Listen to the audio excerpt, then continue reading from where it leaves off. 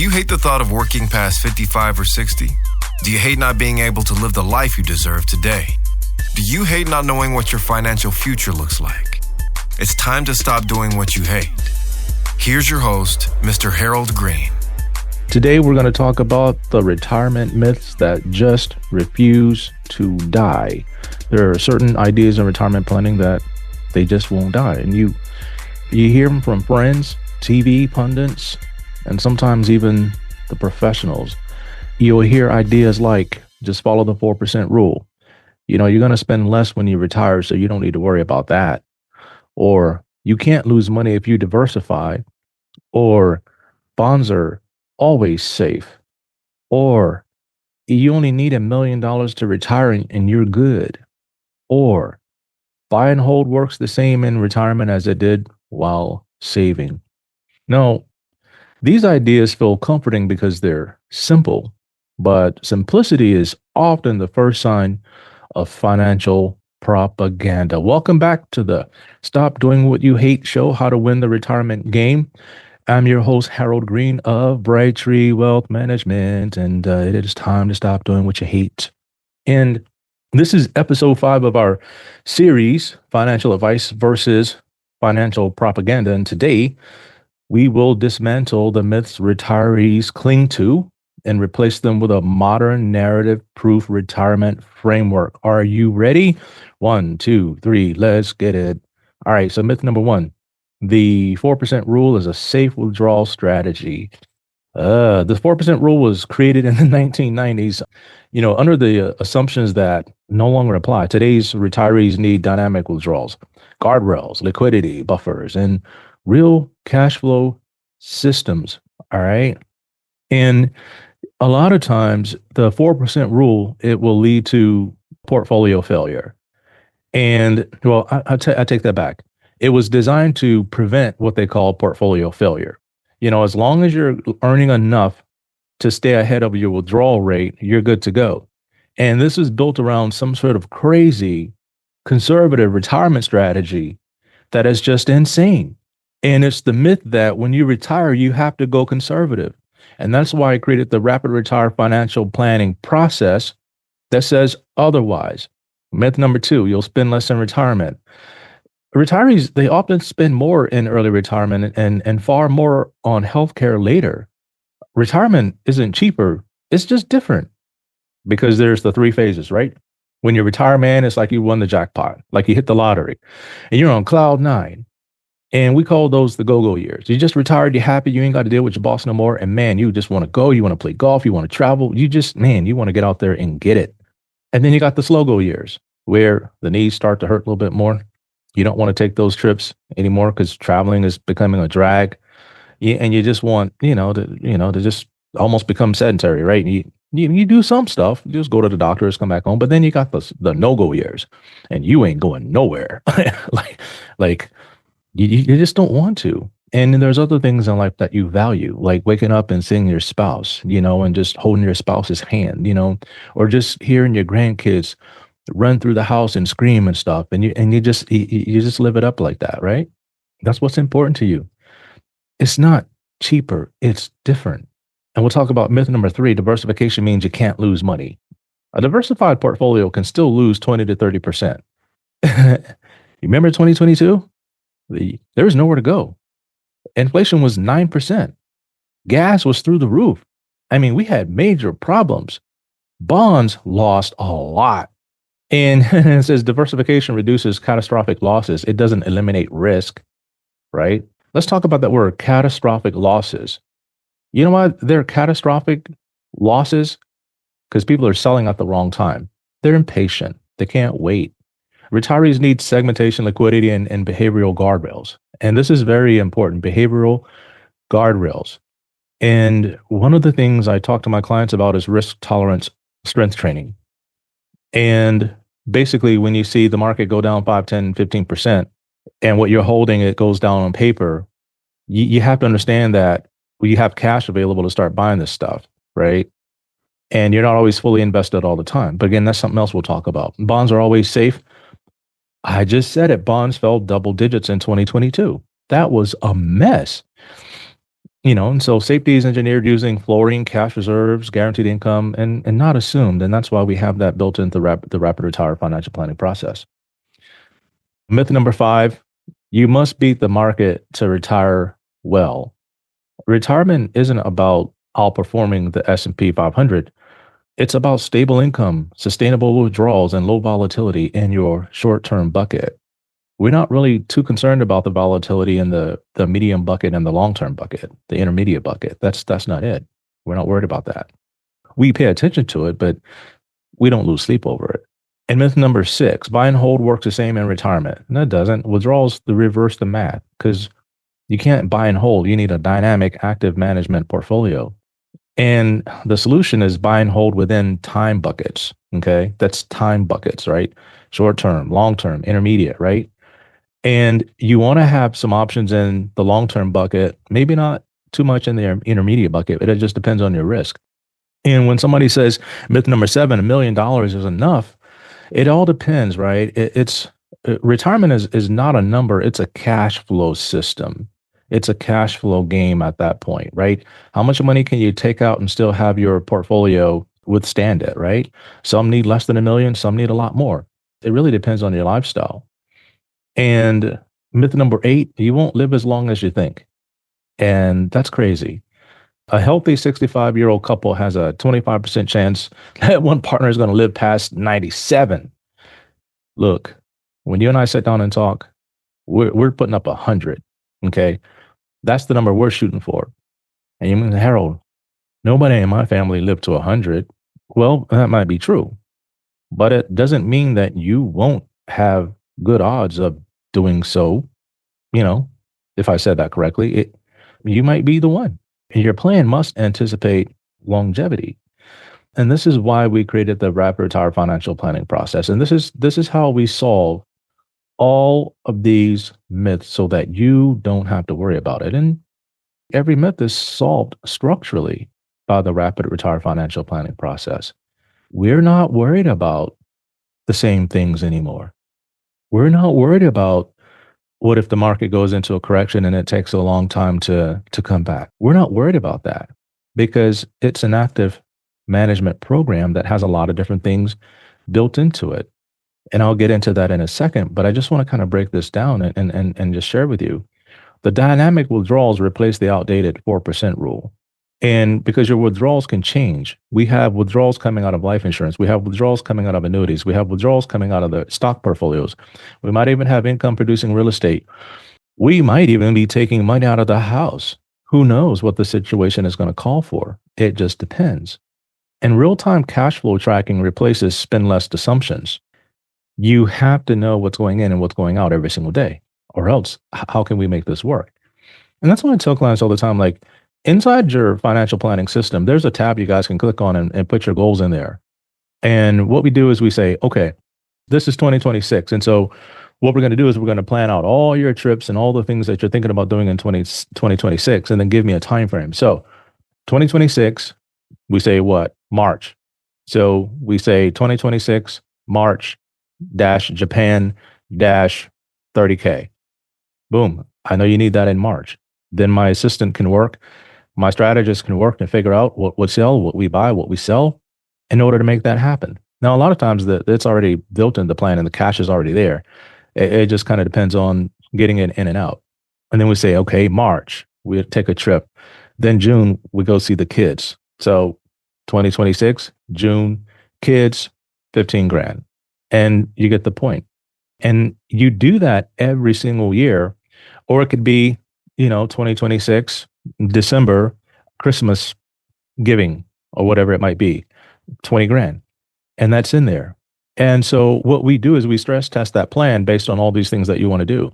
And then I tell my assistant where we're going to get the money from. It's going to come out of the short-term bucket, the intermediate bucket, the long-term bucket. It all depends on what's going on. And then risk segmentation replaces vague diversification. Diversification it's an interesting word because you can diversify many different ways. You can diversify amongst sectors. You can diversify amongst companies even within that sector. You can diversify amongst asset classes. Sometimes people are over diversified and that waters down the results because they're scared. They don't want to lose it all. I don't want to lose everything. Yeah, I understand that. But if you're working with the right person, most likely that's not going to happen. Or if somebody's holding your hand to make sure you don't go in there and punch in a cell when you're not supposed to be selling anything, you'll be okay. And engineered income replaces the bonds or safe myth. Engineered income. You probably never heard that before. Engineered income. Because in 2022, when the yields on bonds spiked through the roof because of inflation, bonds just like, they were down bad. And at that time, instead of holding the bonds, treasuries would have been a better bet because of the income. And even dividend stocks, and people say, Harold, we should be in dividend stocks right now because, dividends, the stock pays a great dividend. I say, yeah, but look at the price of the stock. Look what is getting hammered. Are you okay with that? Are you just focused on the income? If you are, that's good. And that's interesting to me. That's very interesting to me. How someone would say, I want income. I want income. But then yet the price of the stock is down 30, 40%. The portfolio is down 40%, but the income is still coming in. And it just baffles me that, okay, as long as you're getting the income, you're fine with the volatility. And that's very interesting. It's just something I can't wrap my head around because I'm on the other side of that. And I say, okay, I'm about growth that you can turn into income. And so the more growth we can get, the more income you can have. But the bond story and the dividend growth story, unless they're growing their dividend every single year, if it's just a stable dividend that's being paid, then you're putting yourself in a fixed income situation. Okay, that's something we really got to talk about, and that's why you have the different buckets doing different things in case you need more. And stable income replaces market beating pressure in your short term bucket. You don't have to worry about beating the market in your short term bucket. The problem is a lot of people take all their money, put it in one bucket, and then that's it. Oh, I don't have to worry about beating the market. Well, you better be concerned about outpacing inflation because inflation can come down, but prices can still rise, right? Inflation was at 2% a few years back. What was gas? It's still more than it was 20 years ago. And 20 years later, gas is going to be more than it is today, even if inflation is down 2%. You can't get around that. And I don't know what's wrong in people's head that makes them think that. And the bucket strategies replace buy and hold risk. We don't have to worry about that. Okay. And custom planning replaces $1 million. I have clients who retired on way less than $1 million. And guess what? They got $1 million now and more. You know why? Because of the strategy of us taking advantage of the crazy chaos in the market when it comes up. And when it happens, we call that the Brinks truck moment. It's the Brinks truck moment. And COVID was a Brinks truck moment for our clients. And people would come in and I would say, hey, Johnny, you know what? Let me just share with you something here. And you probably never heard this before. So out there on the street, let's say a Brinks truck does something crazy and it spills over and all the money comes out the back. And the cops come and they rope it off. And then the people that are standing around, they say, okay, I'll tell you what, guys, all of you guys got 15 minutes to come or even 5 minutes to come and get as much of this cash as you can get. And you're not going to go to jail. Whatever you take, it's all yours. Okay. And we're not coming after you. It's all yours. How much would you go get? Would you go get like maybe a little bag and put like maybe 100 grand in there? Or are you going to go get 20 million bucks? You're going to go get whatever out of your car and just like scoop it up. This is what COVID did. COVID, when everybody was crashing everything down, it gave us the opportunity to go in there and load up on the companies that they're all killing. Because I told my clients, like, if Jesus doesn't come back or whatever, and the world doesn't come to an end, we're going to be fine. The market will recover. Okay. It will recover. And this is the thing where you have to walk by faith and not by sight. And that's one of the things I say to myself every day. I walk by faith and not by sight. I'm bold, confident, courageous, and full of faith. I'm not full of fear. I'm not full of doubt. I'm not full of worries. I'm full of faith. Okay. And you have to have faith in your system. You have to have faith in your strategy. I'm not saying we're blind fools here. All right. But I knew that someday COVID was going to be done. And what do you have? Now you have people coming back in, they're rushing back in. They got mad and now, they want to get back in. They want to regain what they lost on, it wasn't paper losses because they materialized them and made them real losses. People want that money back and they're coming back with a vengeance. They came hard. They came back hard. And when they did, our clients were like cashing in. And same thing happened again. Well, not a COVID situation, but with inflation that was 9% and they were killing tech and and rates were high as crap. What do? We started buying options. And when the administration changed, just 23, things started just 24, things started coming back. Actually, at the end of 22, I think we had some false starts, but it came back hard. And we had a lot more clients be able to retire because of that. And longevity preparedness replaces lifespan guessing. If you got 100 on your dial here for your retirement and your plan checks out that it runs to 100, then we're good. So what we do now is, with the advent of AI, we can take your financial plan, plug it into AI, and say, where are the vulnerabilities here? What are we missing? What do we not think about here? And basically what I can do is, I know where the money is supposed to come from, but I know, and it's built into the plan. So the other day I tested it out and I said, okay, we have a client who's going to spend $500,000 remodeling his entire house. All right, here's his plan. Where should this money come from? And I just went through the list, bam, bam, bam, bam. And it said, but don't do this. I'm like, I wrote back, are you kidding me? That's exactly what this client needs to do. And here I am arguing with not arguing, but I'm testing AI. And I said, here's why this client needs to do that. And they're like, you're right. That's a better idea than what I previously came up with, because what it does for this client, it does this, it does that. And I said, exactly. Okay. So a lot of times I don't just run with whatever AI says, but I like the back and forth. It's like talking to somebody. It's like talking to a person saying, hey, okay, what about this? What about that?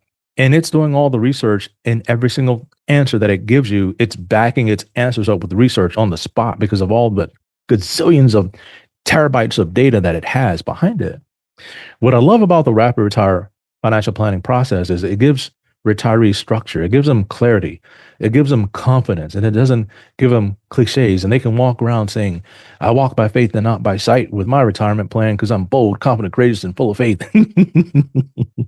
We got a strategy in place, y'all. We got a strategy in place. And here's the new retirement rule book. Your withdrawal rates, they have to adapt. They can't stay the same. And your time horizons, they're the ones controlling the risk, not you worrying about that. Liquidity equals emotional stability, right? And income equals emotional stability. And segmentation prevents panic. Guardrails prevent behavioral mistakes. You got to plan for a long life. And then consistency beats performance every single time, right? Day in, day out, day in, day out. Are we getting it done? If you're consistent and you're active, you're getting it done. You're winning. And if today opened your eyes to how outdated retirement activity truly is, visit my website, www.brightfg.com, and click on a link to contact us and reach out and say, hey, I want to schedule a session with Harold to talk about what it is that I got going on and if it's a good one or not. And we can build your narrative proof retirement plan together as a team. And share this episode with somebody who deserves real clarity, right? Stay focused, stay disciplined, and stay narrative proof. And I'll see you folks in episode 6. And until then, everybody, 1, 2, 3, let's get it. This is thepodcastfactory.com.